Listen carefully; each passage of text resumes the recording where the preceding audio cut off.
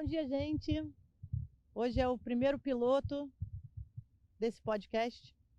Nosso podcast é uma produção do Clube de Ex-Alunos de Harvard, do Harvard Alumni Club of Brazil. Eu sou Gabriela Marins. Do meu lado está a Thaís Gasparian. Nós somos diretoras do Clube de Ex-Alunos de Harvard de 21 a 23. E estamos hoje, com muito orgulho, entrevistando o Renan Ferreirinha, 27 anos, deputado estadual e secretário municipal de educação do Rio de Janeiro. A ideia aqui é um bate-papo informal. Thaís e Renan se conheceram quando eles estavam estudando em Harvard, quando a Thaís estava fazendo o LLM e o Renan estava fazendo o undergrad, 2 bolsistas.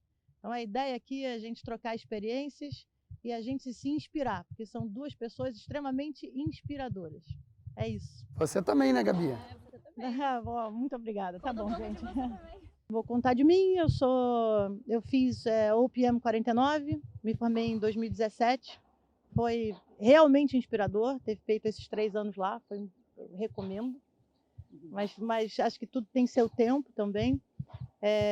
Eu sou presidente da BR Marinas já há 12 anos, que é uma rede de marinas, a única rede de marinas no Brasil. A gente inaugurou a 8ª Marina no ano passado, no meio da pandemia. Sou fundadora da Associação Saúde Criança Responder, que esse ano faz 15 anos, a gente está lançando um livro, é muito legal.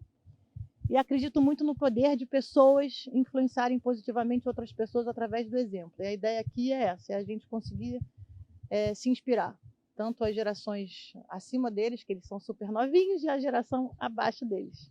É isso, gente. Divirtam-se. Espero que vocês se divirtam. Eu estou me divertindo. Oi, pessoal. Eu sou a Thaís, como a Gabi comentou. Eu fiz o meu LLM em Harvard, me formei em 2017. E a ideia aqui, como a Gabi falou, é a gente compartilhar um pouco das histórias da nossa comunidade de ex-alunos aqui do Brasil, também de outras pessoas que queiram participar do nosso podcast. E é tão nova essa ideia do podcast que a gente ainda não tem nenhum nome.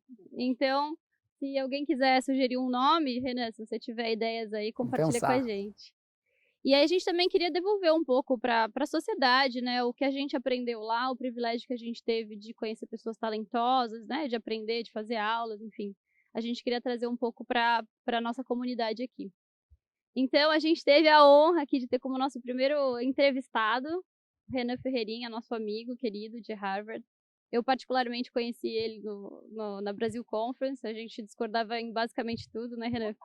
Mais ou menos. Mas acho que isso foi a parte mais legal, né? A gente tinha opiniões bem diferentes, mas aprendemos a conviver juntos aí e foi uma experiência muito boa. Então, vou pedir para você contar um pouquinho de você, da sua história, de São Gonçalo para Harvard, para deputado e para secretário de educação. Conta um pouquinho da sua história para gente. Muito bom, obrigado, Gabi, obrigado, Thaís. Um prazer imenso estar aqui com vocês no podcast que a gente vai descobrir o nome ainda, mas que já é uma honra estar fazendo parte. Como Gabi e Thaís falaram, a gente teve essa oportunidade muito engrandecedora de estudar em Harvard, que é uma oportunidade que muda a sua vida, né? Existe, acho que, uma experiência pré-conhecer Boston, Cambridge ali, todo o campus da faculdade, e depois eu acho que a gente tem uma responsabilidade muito grande em compartilhar e dar de volta à sociedade o que nós recebemos. Então, acho que é muito desse intuito com o podcast, com outras iniciativas que nós fazemos parte. Eu não discordava tanto da Thaís assim como ela está falando. Depois que a gente foi se conhecendo, a gente foi percebendo que, na verdade, eram só as primeiras opiniões, mas a gente fez parte de um momento muito interessante na faculdade, que a Gabi também acompanhou e sempre ajudou muito, que foi o time que colocou de pé, né, a Brasil Conference, ou escalou a Brasil Conference para o evento que ela é hoje, né, considerada a Davos brasileira, o maior evento sobre o Brasil fora do Brasil, e tudo isso através de brasileiros que estavam estudando, estavam querendo transformar a nossa realidade e dar a sua contribuição. Eu acredito que foi muito isso que marcou para mim os 4 anos de experiência na faculdade. Eu sou cria de São Gonçalo, que fica do outro lado da Poça, do outro lado da Baía de Guanabara. A gente está aqui na na Marina da Glória, esse patrimônio aqui do Rio, tão bem conduzido pela Gabi e pelo time. Dá para ver São Gonçalo lá do outro lado, se olhar um pouquinho aqui pela esquerda. E minha mãe é professora, minhas tias são educadoras, eu tive minha vida completamente transformada pela educação. Eu sempre soube que seria educação o legado que minha família deixaria através de oportunidades de entender que o caminho para um futuro melhor seria através do estudo. Quando eu tinha 10 anos, eu ouvi falar sobre o Colégio Militar do Rio de Janeiro, que é uma instituição pública, um colégio público federal de qualidade, que não tinha até então para mim nenhum vínculo no sentido assim de proximidade, mas quando um tio meu sugeriu isso, eu percebi que poderia ser uma oportunidade interessante de começar a sonhar para além do que o horizonte me colocava até aquele momento, né? Do que, de certa forma, o meu contexto de vida me apresentava. E aí, resumindo, eu acabei vindo estudar no Rio de Janeiro e morando em São Gonçalo, ficava 7 anos fazendo esse trajeto, que pode ser de 1 hora ou pode ser de 3 horas, dependendo de como fica o trânsito na ponte. E mais do que uma mudança de escola para mim naquele momento, foi uma mudança de paradigma, porque eu comecei a frequentar a cidade do Rio com todos os seus potenciais, mas com todos os seus dilemas também. E eu comecei a conhecer muito o Rio de Janeiro, do subúrbio à Baixada, Zona Oeste. Eu já sou de São Gonçalo, da região metropolitana. E 2 coisas aconteceram muito importantes para mim durante esses anos. Primeiro foi que eu ouvi falar sobre a possibilidade de estudar fora, que era algo completamente diferente, ninguém na minha família, no meu bairro tinha feito algo assim. E ouvi falar através de exemplo de outros alunos que tinham feito algo parecido, que estudaram em escolas públicas. E eu comecei a trabalhar também muito com atividades sociais em alguns lugares, especialmente no Complexo do Lins, que fica na zona norte do Rio, ali perto do Meia. E quando eu ouvi falar sobre essa possibilidade de estudar fora, eu pensei que aquilo era impossível, né? Como que alguém estudaria num colégio normal, convencional, e iria direto para universidades como Harvard? Mas quando eu vi que alguns alunos que tinham trajetórias parecidas com a minha tinham conseguido isso se tornou possível. Acho que é o que a Gabi falou do exemplo, né? A gente não acorda do nada e acha que vai fazer aquilo. A gente vê alguém fazendo alguma coisa, adapta para o nosso contexto e aí sonhos se constroem. E foi assim no meu caso também. Eu praticamente desisti do processo de estudar fora quando eu vi o custo, era algo muito caro, fora da minha realidade na época, mas foi aí que eu conheci o Wolf, o Joaquim e a turma do PrEP, né, que na época era conduzida pelo Instituto de Liderança do Rio, depois passou a ser parte da Fundação Estudar, o PrEP Program, que ajuda com mentoria, ajuda também com a parte de alguns custos, e aí tanto o PrEP quanto o Education USA, que é um departamento que ajuda jovens pelo mundo também a terem informações para estudar fora, que eu decidi tentar estudar. E aí em 2013 eu apliquei para algumas universidades, acabei sendo aceito em algumas delas, e fui lá para Harvard fazer Economia e Ciência Política, com bolsa integral por necessidade financeira. Então não é que a minha bolsa era de 100% porque eu era mais inteligente ou porque eu era melhor em alguma coisa, não, é porque naquele caso eu precisava.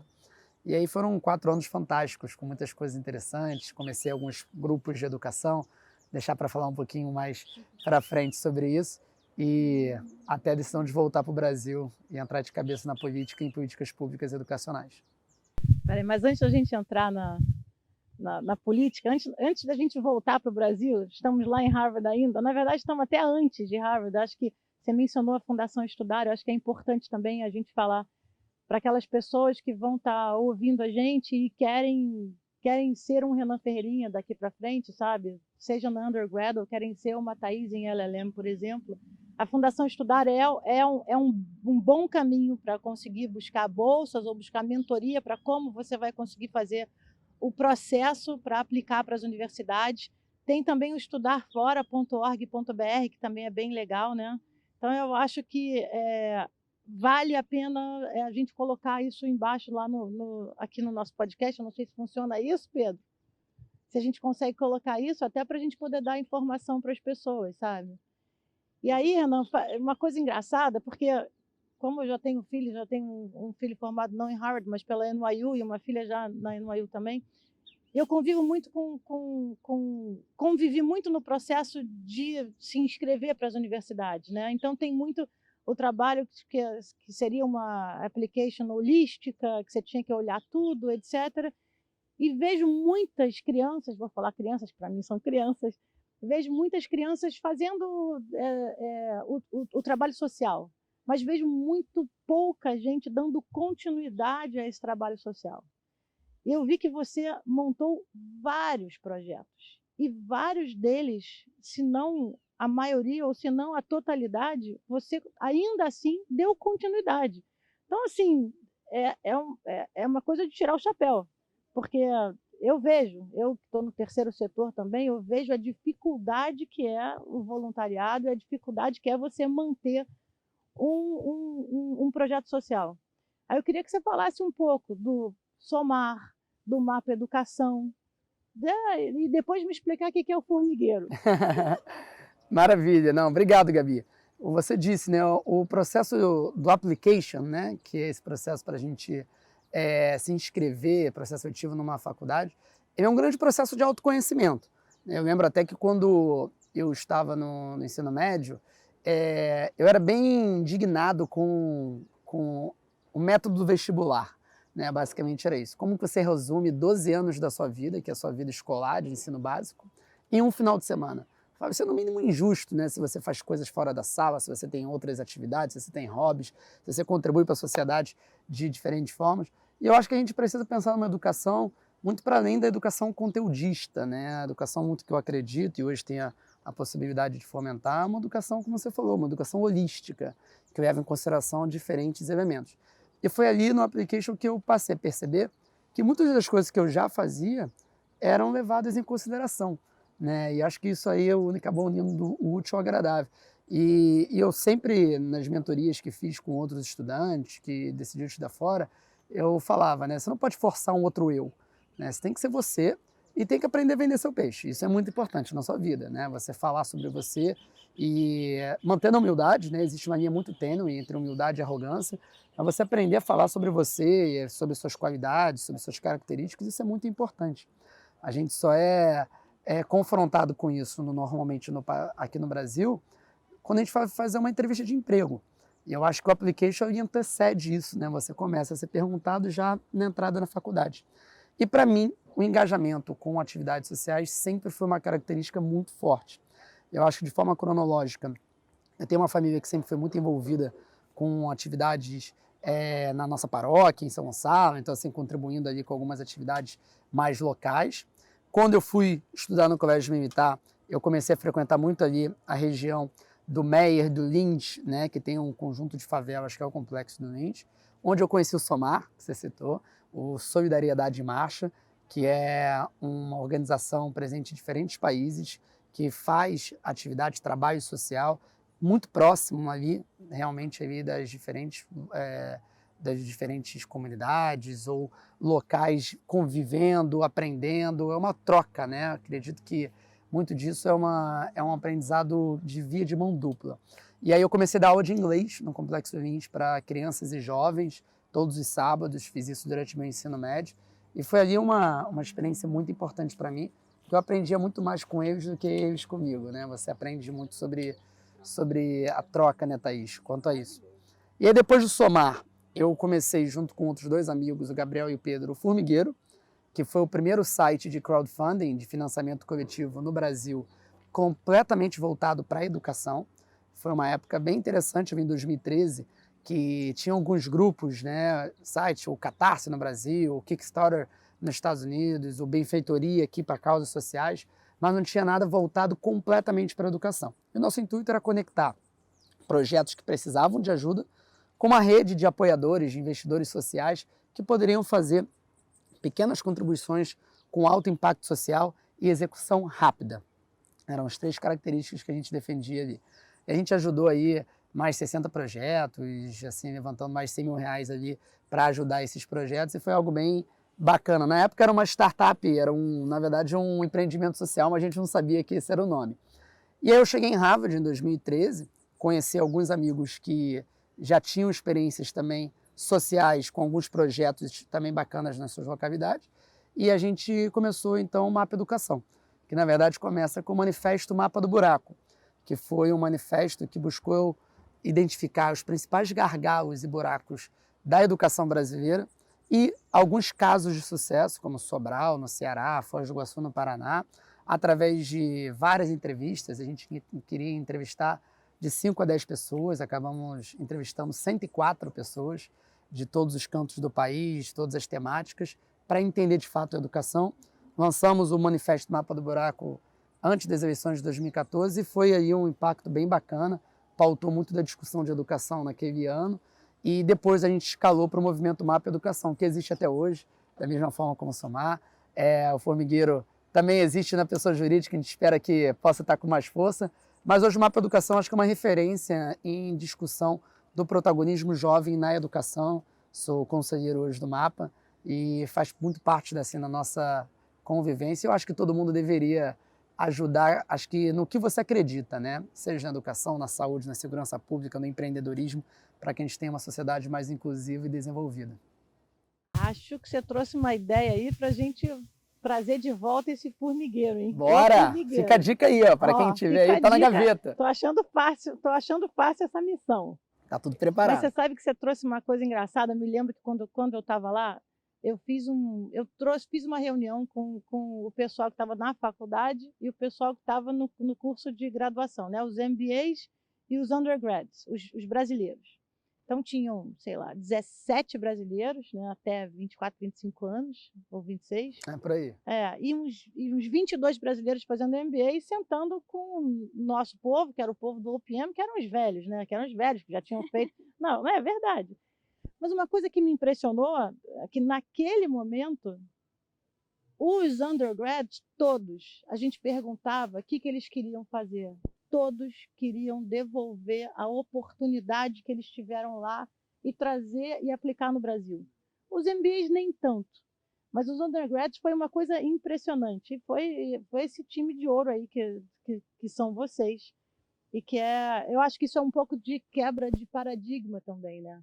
Então é aquela coisa da gente também amar a nossa pátria e entender que a gente tem que mudar a forma de pensar, né? A gente tem que ter uma forma de pensar mais colaborativa. E agora entrando na parte política, porque a forma de pensar colaborativa vai ter que passar pela política, né? Não tem jeito. E aí a gente vem daquela coisa de trás, caramba, política, não vou me meter, mas como assim? Se você não se mete em política, você não muda o país, né? Não tem jeito. Exatamente. Então tem que quebrar o paradigma. Aí eu queria perguntar um pouco para vocês dois, porque vocês dois criaram através da Brasil Conference, vocês trouxeram esse viés de interesse político nos jovens. Eu acompanhei isso, como mãe, acompanhei isso, assim, um interesse enorme que vocês trouxeram para a geração de vocês e para a geração abaixo de vocês, e ficou grande. Fala um pouquinho, gente, da Brasil Conference.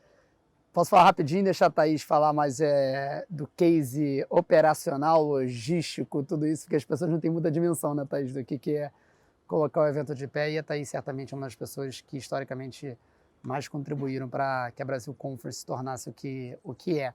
Mas só um ponto que você falou, Gabi, que é muito interessante, né? Essa questão do dar de volta, do giving back, né? Dessa cultura de querer retornar para a sociedade as oportunidades.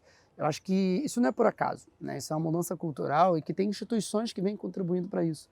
E aqui vale de fato, uma saudação às instituições como a Fundação Estudar, né, como você mencionou, e outras fundações que vêm contribuindo muito nesse sentido, de que as pessoas possam entender que fazem parte de uma sociedade que precisa do seu esforço, do seu talento, das suas contribuições, de que hoje você está sendo ajudado, mas quando você puder ajudar, que você ajude alguém, né? Então você cria esse efeito, esse ciclo virtuoso, e eu acho que isso é muito interessante e, de fato, na nossa geração, que foi para o college, que foi para o undergraduate, isso era bastante difundido. Então, seja para pessoas como eu, Tabata, que fomos para a política, outros que estão trabalhando com empreendedorismo, Tabata, João, Débora, Larissa, ou cientistas, Tassi, e por aí vai, né? Isso é bastante interessante porque todo mundo quer contribuir para o Brasil de alguma forma, né? Quanto à Brasil Conference, a Brasil Conference eu acho que um grande exemplo de um sonho sonhado de forma coletiva, com um bando de jovens ousados ali, querendo fazer uma contribuição e discutir o que mais nos une, que é o nosso país, né? Nosso chão, nossa terra. E você fica lá naquela, fora aquele sentimento, aquela saudade, né? Aquele homesickness, né? Que você se tem. Então, 2015, quando começa com esse fórum de discussão, eu lembro que na primeira Brasil Conference, o time de operações passava de manhã para comprar Dunkin' Donuts para o café da manhã, era esse o nosso nível de profissionalismo, até chegar hoje nesse evento super mega. Mas em todas as edições ficou muito característico essa questão de juntar gente boa para discutir o país de diferentes áreas, da política, da educação, dos negócios, do terceiro setor, com temáticas que possam contribuir para a discussão e que, acima de tudo, possa criar uma rede do bem, né, Thaís? Eu acho que acredita no Brasil. É isso mesmo, Renan. Eu acho que, até falando um pouquinho sobre a minha experiência lá em Harvard, eu acho que eu fui com uma cabeça assim, eu vou para Harvard e eu vou entrar na sala e nossa, as aulas vão ser maravilhosas. Isso de fato aconteceu, assim, as aulas foram maravilhosas, mas assim, com certeza para mim a parte que mais agregou, que foi mais legal, foi na verdade a convivência, assim, com pessoas super talentosas, com pessoas muito diferentes. E aí chegou até a ser um desafio para mim, porque eu acho que antes de ir para lá, eu convivia com pessoas que eram muito parecidas comigo, tinham opiniões muito parecidas.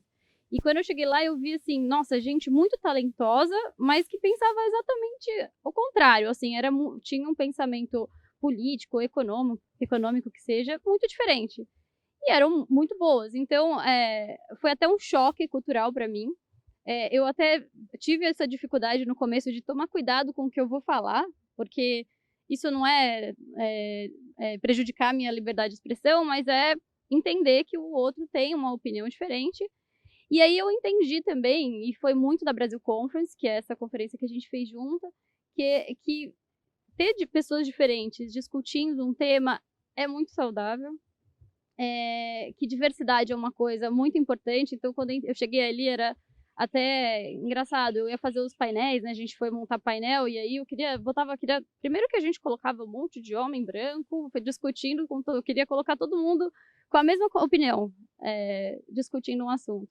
E aí foi muito do aprendizado mesmo que veio das outras pessoas, que veio do Renan até para mim, assim, de colocar mulheres, ter uma diversidade de gênero, de raça, de opiniões. E aí foi, assim, realmente enriquecedor para mim. Acho que essa foi a experiência mais interessante.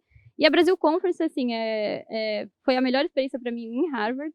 Eu acho que é super bom para quem está assistindo, mas é excepcional para quem está participando, fazendo, né? A gente aprende muito. A Brasil Conference são 2 dias, né? Usualmente, são 2 dias de evento, mas é um ano de preparação. E é uma imersão mesmo em debate, em discussão, realmente super importante. E acho que tem temas que a gente sempre precisa tocar, né? Isso é uma coisa assim, acho que tem muito tabu da gente falar de alguns assuntos, de colocar algumas pessoas para discutirem juntas, né? Eu lembro que no nosso dia a gente foi arrojado, né?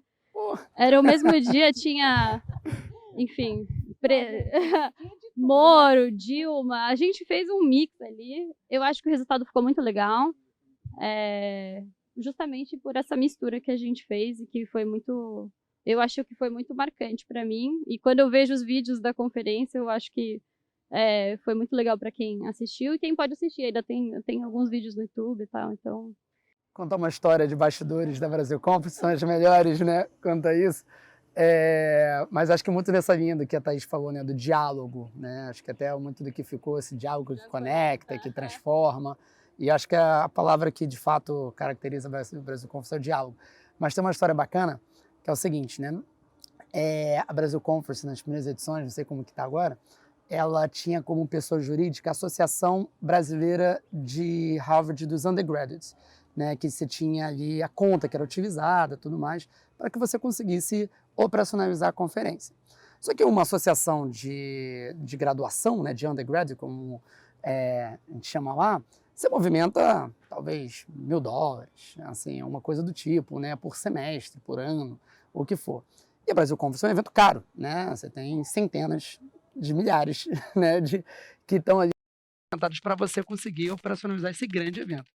E aí a administração de Harvard começou a desconfiar do que estava acontecendo. Aí chamou o board da RUBA, né? Então, assim, na época, então, da Associação de Brasileiros do College, para falar o seguinte, gente, o que está acontecendo aí? Vamos lá, pode falar para a gente, o que vocês estão fazendo aí nos bastidores, qual é a atividade legal que vocês estão comercializando. A gente, não tem nada, é só um evento que está acontecendo, que é isso. Aí a gente começou a contar do evento e falou, peraí, vocês estão trazendo ex-presidentes, tudo mais, e não tem nenhuma, a presidente da faculdade não sabe disso, vocês têm que avisar para falar, não, gente, assim, as pessoas não tinham a mínima noção de quem circulava naquele campus, com tanta importância para o Brasil, né? E eu acho que é isso, essa foi um pouco da beleza desse grande evento. Gente, a repercussão foi incrível. Já tiveram quantas de Brasil Conference? Quantos anos já? 7, né? De 15 a 21, né? 7. 7, que bacana. Os últimos 2 mais online. Vocês me lembraram de uma coisa, vocês falaram de diversidade, liberdade de opinião, etc. E aí eu me lembrei do Edu Mufarrege, que gostaria que estivesse aqui um dia com a gente no nosso podcast, que também é ex-aluno, e que trouxe uma ideia inovadora de trazer liberdade de expressão, de manter, né, de valorizar a liberdade de expressão, valorizar a diversidade e apenas criar uma escola de criação de pessoas que gostariam de ir para o ambiente público, né? Que é o Renova. Aliás, eu comecei a ler o livro dele agora, eu estou adorando, mas não acabei de ler o livro ainda. E eu sei que você está lá no livro, escreveu, ainda não cheguei nessa parte, tá, que você escreveu, mas sei que foi fundamental para você entrar na área pública. Me conta um pouco como é que é o caminho da tua entrada na área pública. Bacana, Gabi. Então, primeiro, acho que são vários fatores, né? Acho que algumas pessoas já falavam para mim já há alguns anos, que me viam, né, assim, atuando mais politicamente. Eu acho que esse é um processo.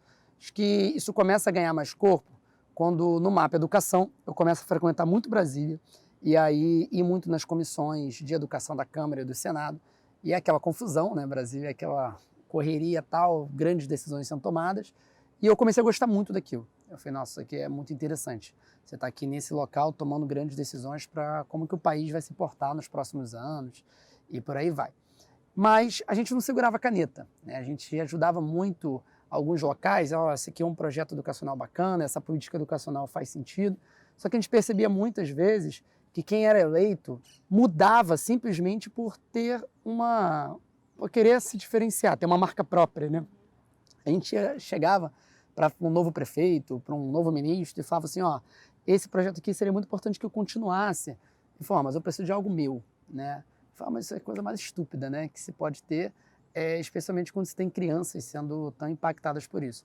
E a gente começou a perceber que a forma de mudar isso seria segurando a caneta. E aí começa mais esse processo de discernimento, de atuar mais diretamente na política. E aí, no meu caso, eu sou um dos cofundadores do movimento Acredito, que surge também muito ligado à Brasil Conference, porque os fundadores se conheceram trabalhando na Brasil Conference, né? Então eu, Tabata, Zé Fred, Bruno Santos, Felipe Oriá, a gente se conheceu através de Brasil Conference 2015, 16, 17, e na de 17 a gente até, no final ali, anuncia que vai vir um Acredito. E a gente lança em julho o Acredito, que é um movimento de renovação política, que acredita numa renovação de princípios, práticas e pessoas, que defende um Estado mais desenvolvido, com uma economia inovadora, moderna, que possa, de fato, enaltecer o empreendedorismo, mas também uma presença muito forte de uma educação pública de qualidade, com sensibilidade social, responsabilidade fiscal para investir socialmente da maneira adequada, né? E eu acredito que se espalha muito em alguns estados, a gente começa a ganhar corpo pelo Brasil. E aí eu tomo uma decisão mais importante até então na minha vida, que foi voltar para o Brasil imediatamente assim que eu me formei. Eu sempre soube que eu queria voltar para o Brasil, mas Thaís acompanhou muito nessa época, né? Várias conversas lá, mas eu não sabia se eu voltaria imediatamente. Eu tinha ofertas para trabalhar em diferentes lugares, tinha já estagiado em diferentes lugares do mundo também, Londres, Washington, São Paulo, Nova York, e tinha ofertas para ir para outros lugares, seja mais em diferentes setores, né, do setor privado, mas para mim era muito forte o que eu queria fazer já em 2018. Eu decidi voltar imediatamente E foi aí que o Renova entrou nessa equação, porque eu estava fazendo parte do processo seletivo do Renova. Eu voltei para o Brasil, no dia seguinte eu estava na entrevista final da banca do Renova, fui aceito. O Renova é uma escola de formação de lideranças políticas e que vem fazendo um trabalho fundamental para mostrar que a política pode ser ocupada por pessoas comuns, e teve uma participação muito forte para mim nesse processo de discernimento de vir como candidato já em 2018, né? Porque as barreiras de entrada são muito grandes, né, Thaís? A gente sabe disso, você conseguir furar essa bolha, né, no meu caso, que não tinha nenhum envolvimento partidário, não tinha uma trajetória política, não sou de família que tinha mais atuação quanto a isso, então são muitas barreiras para você conseguir entrar. Então acredito, obviamente, me ajudou muito na minha formação, na minha consciência, o Renova me ajudou muito também na minha formação, tanto temática, a gente tem aula de diferentes temas de educação, economia, reforma política, a campanha, fazer campanha, e tanto ajuda de maneira também a estruturar. E aí fiquei, então, no primeiro semestre de 2018 me preparando para isso, e aí decidi vir como candidato em 2018 a deputado estadual. Muita gente me perguntando, Ferreirinha, se você não quer contribuir, então a melhor forma disso é botar uma campanha de pé, né? E eu falei, eu só vou vir candidato se isso for um projeto coletivo. E foi o que aconteceu, uma campanha coletiva, ética, inovadora, e aí acabei sendo eleito deputado mais jovem do Rio de Janeiro. 24.854 votos. Pode esquecer um voto, hein? Voto é voto. Cara, parabéns. Muito orgulho, muito orgulho. Voto é voto. Gabi ajudou muito, acompanhou essa jornada, a gente conversando, casa das pessoas, abrindo Thaís. Aqui, vocês duas estavam aqui, tivemos evento aqui, Thaís também, super parceira. E é isso, gente, tem uma rede do bem que quer fazer a diferença no setor público, no setor privado, terceiro setor. Mas olha isso, você falou o tempo todo em educação, em estudar, em aprender, em aula. Isso significa que você é um exemplo vivo de como a educação pode, até onde a educação pode chegar e como ela transforma a vida das pessoas. Aí a gente chega em 2021, que a gente descobre que o Renan vira secretário municipal de educação. E ele nunca parou de estudar, né? Eu acho que isso é uma coisa extremamente importante, a gente nunca parar de estudar, né? Agora me fala, como é o Renan, secretário municipal de educação?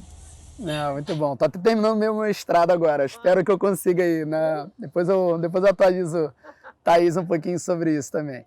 Mas, assim, eu quando recebi o convite do prefeito Eduardo Paes para ser secretário de Educação, acho que é muito do momento que a gente passa no Rio de Janeiro, um momento de retomada dessa cidade, de reconstrução da capital do país no que diz respeito à cultura, no que diz respeito à vanguarda, né? Então, assim, aqui é uma capital muito... o Rio de Janeiro tem as suas tendências e consegue pautar muito do seu espaço. Isso eu falo, o Rio tem que descer do salto alto para resolver os seus problemas, né? Que tem os seus problemas e tem muitos problemas, mas também tem que reconhecer o seu potencial. O Rio tem soft power, né? Assim, é uma coisa que consegue influenciar. É uma cidade que foi capital do Brasil Colônia, do Brasil Império, do Brasil República, cidade olímpica, né? Que cidade, né, consegue ter isso? Então são muitas situações juntas para que a gente consiga, de fato, fazer com que esse lugar possa dar certo, né? E porque o mais difícil a gente tem, né? Tá aqui, né? Isso aqui é o mais difícil, é ter tudo que a cidade já te proporciona e ter as pessoas, né? O nosso maior ativo são os cariocas. Então, acho que isso, para mim, fazer parte desse momento de reconstrução da cidade é uma grande missão e que tem sido um grande privilégio. E, para mim, especificamente, secretário de Educação da maior rede municipal de educação da América Latina. Nós temos 1.543 escolas. Nenhuma rede municipal tem mais escolas do que nós, né, do que a cidade do Rio. São Paulo tem mais estudantes que a gente, mas não tem mais escolas próprias. Então, assim, é uma herança de muitas situações que vem acontecendo no Rio de Janeiro nesses últimos séculos, que fazem do Rio realmente um local com uma rede tão macro com isso. Então, para mim, é uma grande responsabilidade, mas uma grande honra, né? Assim, porque trabalhei, me capacitei para isso, para poder trabalhar com políticas públicas educacionais. O impacto é muito direto, né? No legislativo, você contribui muito, obviamente, formula as leis, pensa no que a gente imagina de uma sociedade com os incentivos corretos para isso, mas o executivo que faz acontecer no dia a dia, né? Que toma as decisões, se a escola está aberta, como que vai estar, quais são as prioridades, o que a criança vai estudar, como que ela vai ter acesso aos diferentes recursos. Então, assim, é um impacto muito direto. Nunca tive tanta pressão, tanto estresse, mas nunca me senti tão realizado também com o que eu faço. E eu tenho certeza que a gente tem tudo para colocar o Rio aí como referência de educação pública de qualidade. Nossa, é tudo que a gente está ouvindo. Eu queria, na verdade, fazer uma pergunta relacionada com o que você falou. Quais são, assim, as dificuldades? Eu acho que você pegou, assim, é uma oportunidade, claro, mas é um momento difícil, né? Pepino, né? É um grande pepino. Queria saber quais são os desafios, as dificuldades. Eu acho que você tomou aí decisões que eu acho que, né, você foi corajoso aí de volta às aulas. Eu até vi a Tabata falando um pouco sobre a sua decisão, achei interessante. Queria que você contasse um pouquinho pra gente sobre isso. Perfeito. A gente vive um momento muito desafiador, né? Tem uma pandemia, a gente nunca... Eu tenho dito isso, né? Todo começo de ano letivo já é difícil. Todo começo de ano letivo com transição de governo é mais difícil ainda. Começo de ano letivo com transição de governo, com uma pandemia acontecendo, isso nunca aconteceu, né? Então, assim, a gente enfrenta um cenário na educação que ele não tem precedente. E a gente vivencia uma crise sanitária, uma crise econômica, mas a gente também vivencia algo que é mais difícil de perceber, que é uma tragédia silenciosa na educação. A ausência das escolas e da educação funcionando, ela gera consequências terríveis para a sociedade. Porque para a vasta maioria das nossas crianças, das crianças que estão nas nossas escolas municipais, a escola é o local mais seguro que elas podem ter. Eu falo isso com muita convicção, com muita certeza. Porque se não for a escola, é o quê? No caso, para a maioria dessas crianças, é a informalidade, é o trabalho infantil, é o crime organizado, seja o tráfico com a milícia, é a gravidez precoce, é a triste estatística do nem-nem, que é a criança jovem que perdeu o interesse na escola e não vê ali uma perspectiva de futuro. Então a gente tem muita urgência, né, para que a educação seja colocada como prioridade. Quando o prefeito me convidou, eu perguntei para ele o que ele pensava de educação em pandemia e a gente viu que a gente tinha uma sinergia de pensamento com isso.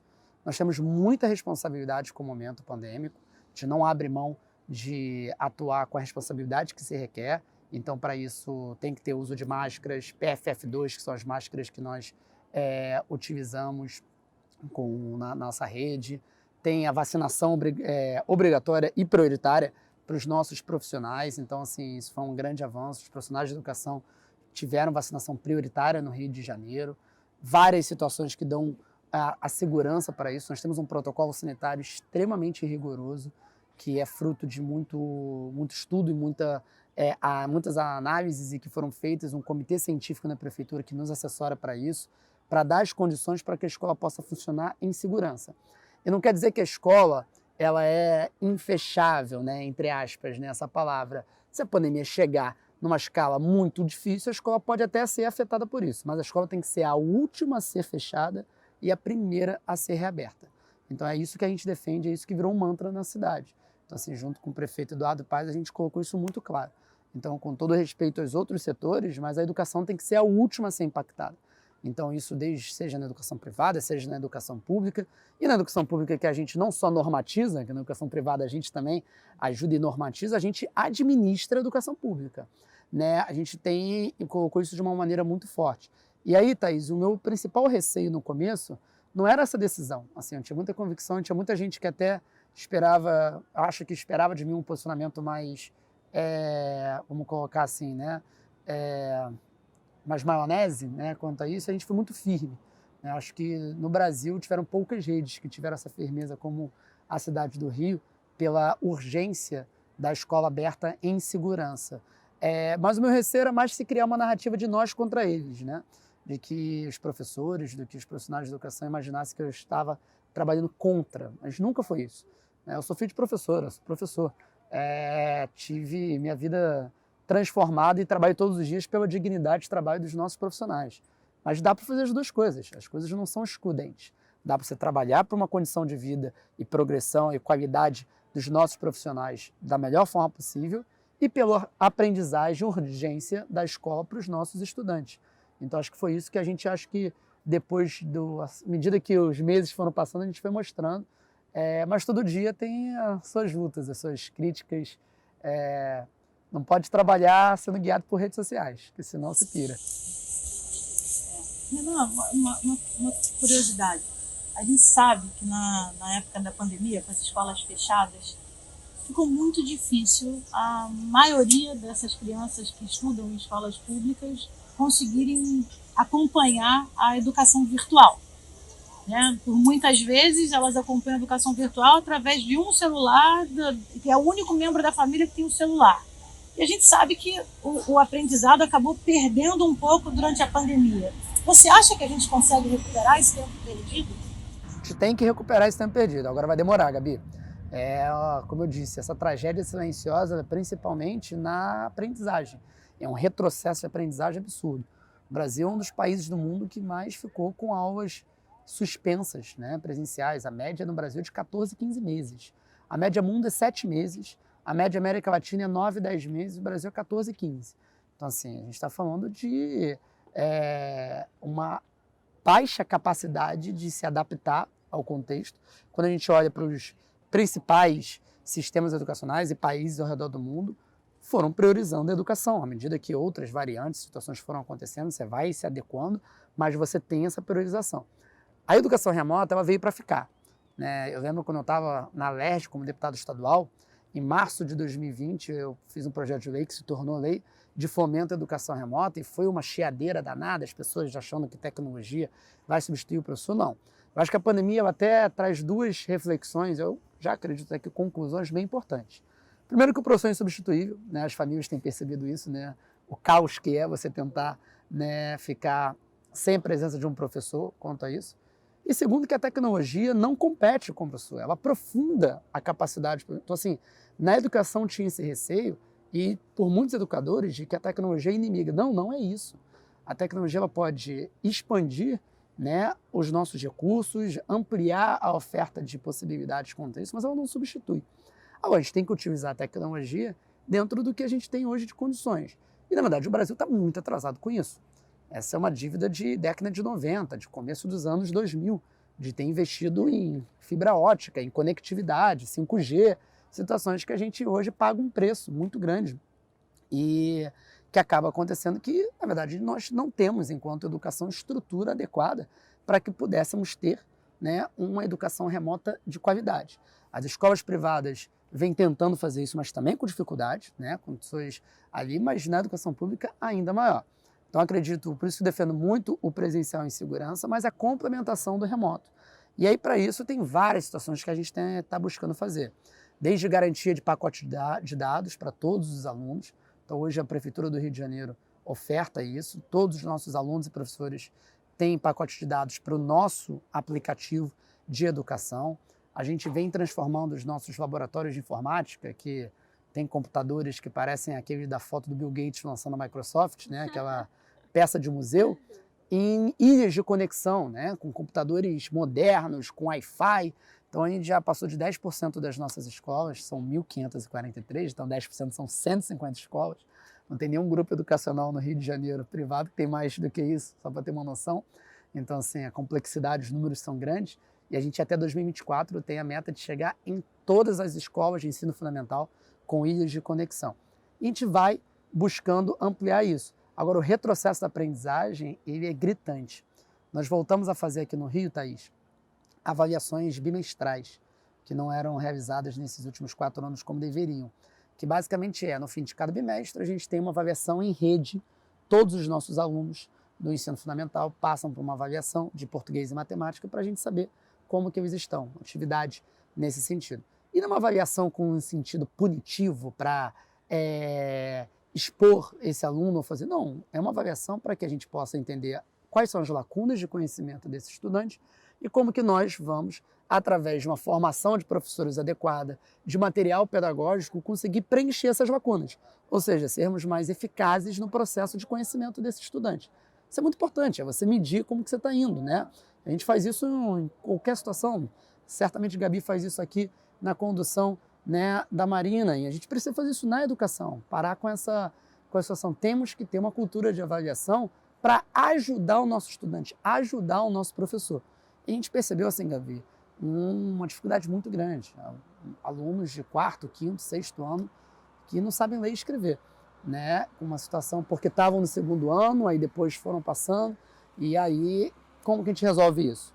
Reforço escolar. A gente lançou um programa de reforço escolar no Rio, que é o Reforço Rio, né? Para conseguir recuperar esse conhecimento que foi ali perdido, foi acumulado, esse déficit, através de tutoria individualizada, através de recuperar o vínculo com a escola, busca ativa.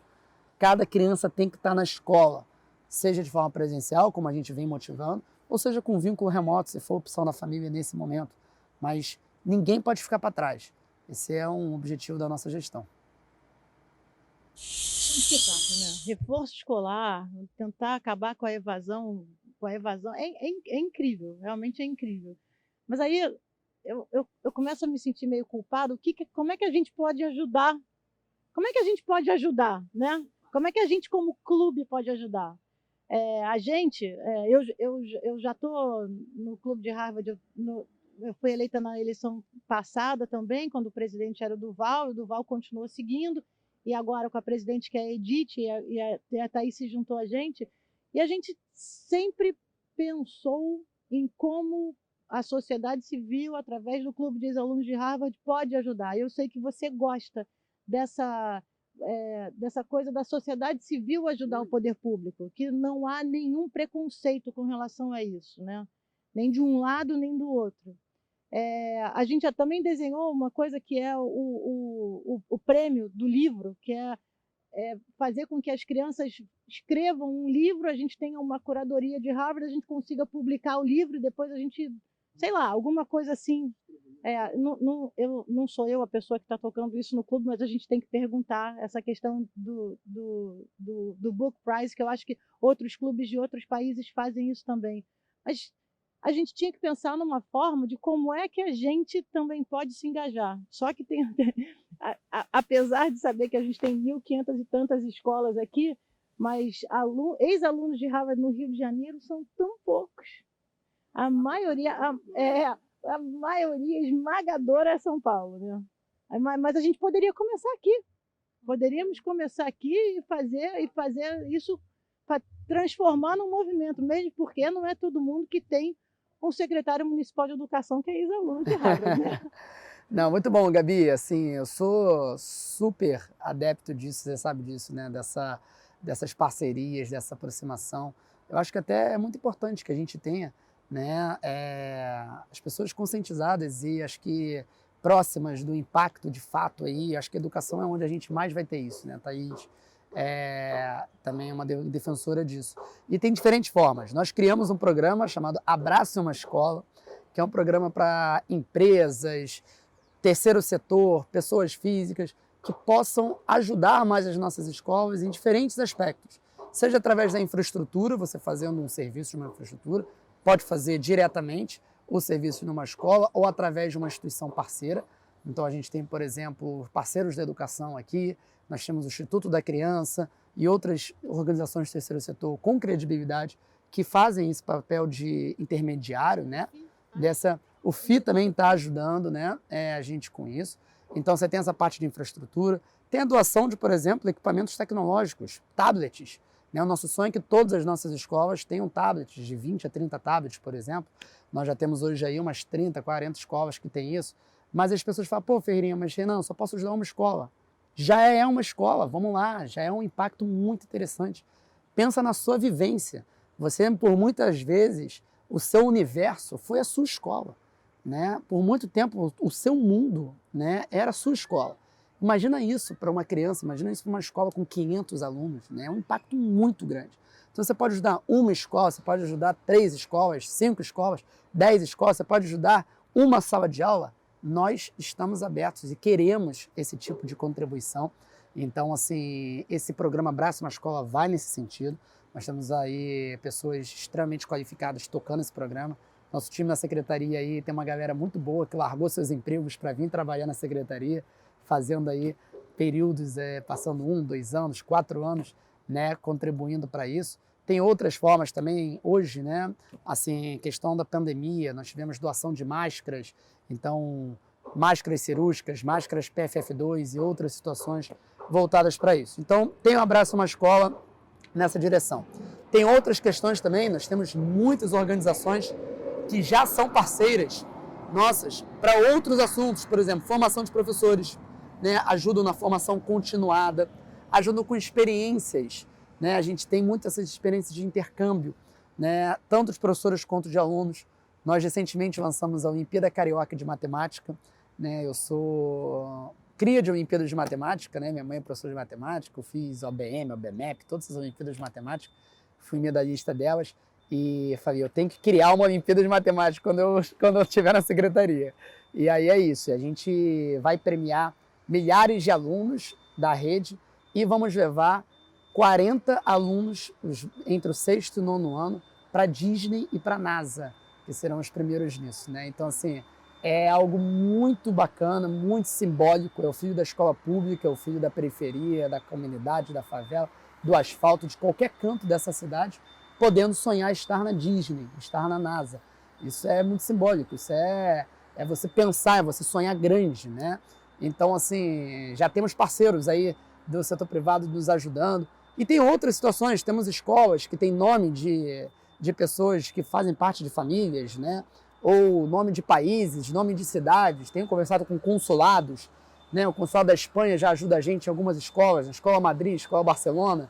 O consulado do Japão está nos ajudando na Escola Japão, na Escola Tóquio. Nós temos muitas situações assim, então essa ideia, né, de difundir isso, porque uma ajuda, mais do que ajuda, né, é essa via de mão dupla, né, gente? De novo, um investimento no sentido de uma sociedade melhor, né? Você consegue ter um retorno muito satisfatório, que são excelentes cidadãos saindo das nossas escolas públicas.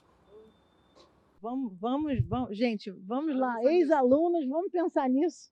Vamos juntar um grupo, vamos abraçar uma escola, algumas escolas, vamos abraçar formação de professores, tem muita coisa onde a gente pode ajudar. Uma coisa também, e não Gabi, esqueça o protetor solar, que, nossa senhora, o sol aqui quente. está demais. Nunca esqueça o protetor solar.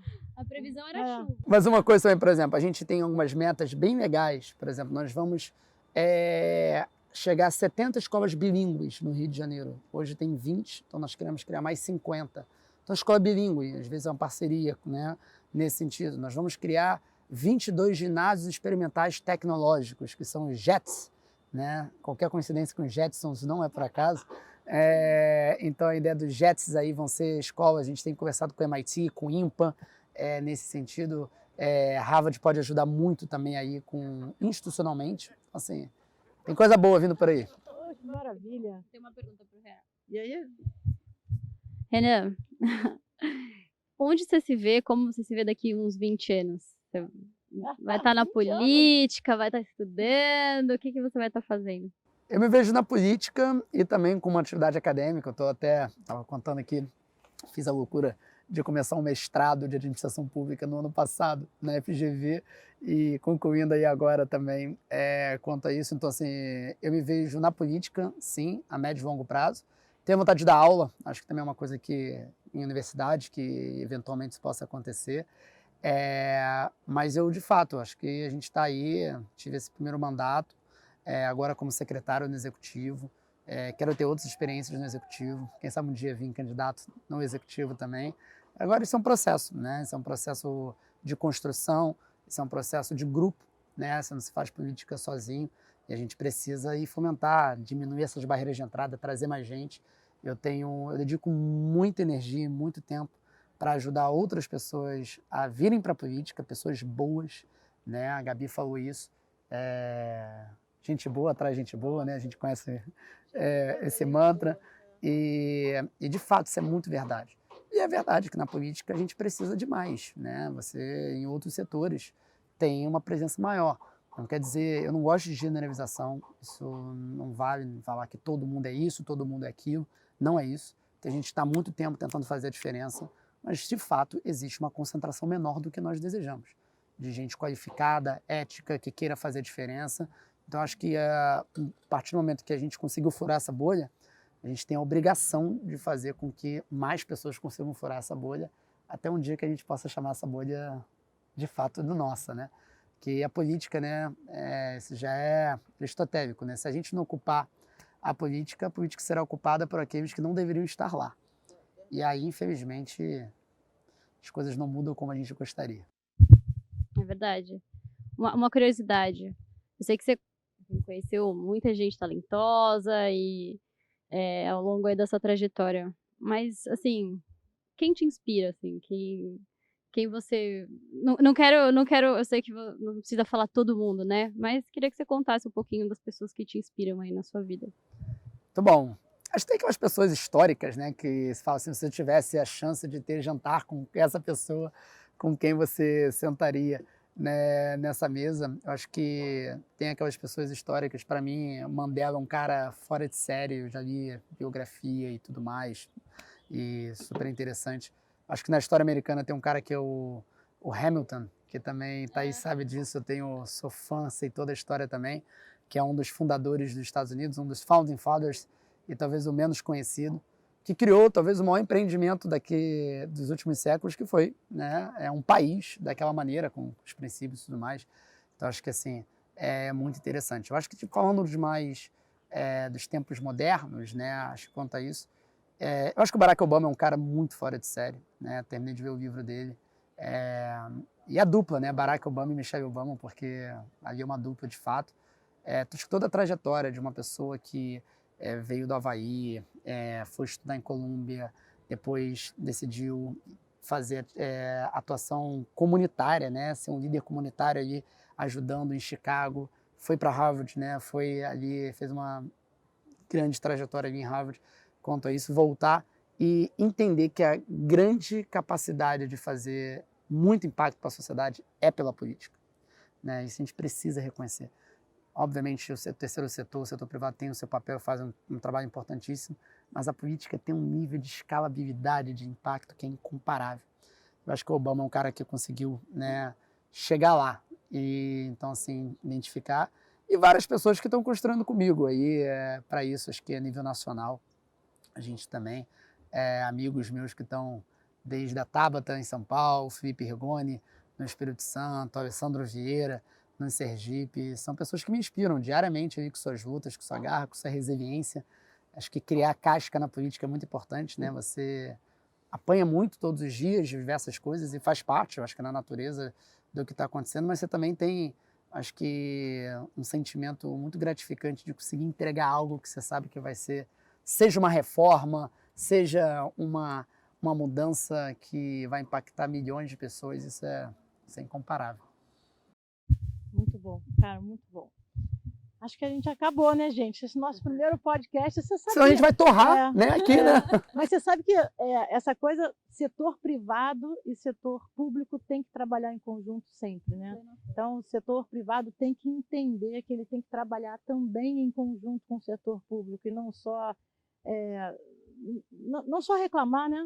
Isso. Reclamar é tão fácil, não.